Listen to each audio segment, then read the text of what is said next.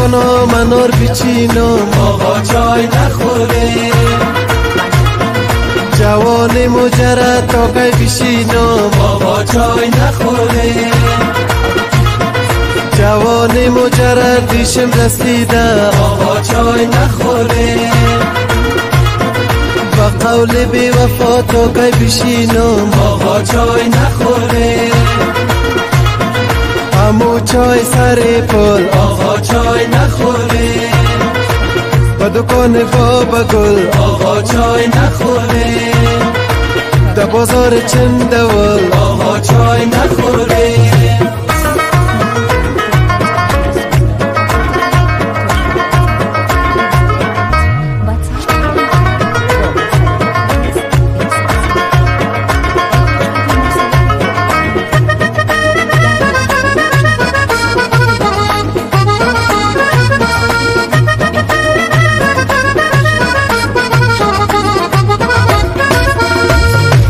کوچه تا دختر خیاط است آقا چای نخوره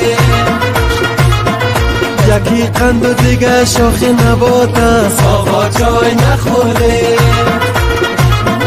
ما قربانی همو سبزی نه دختر آقا چای نخوره همو شاخ نباتش نامزاد است آقا چای نخوره همو چای سماوار آقا چای نخوره سر قالین پدار آقا چای نخوره در بازار چار کار آقا چای نخوره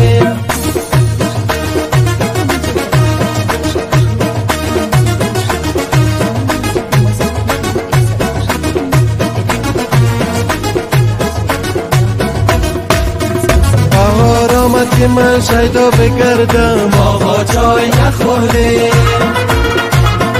با باغ بوستان تنها بگردم آقا چای نخوره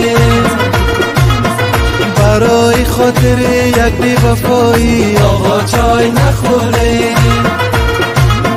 چرا دیوانه و رسوا بگردم آقا چای نخوره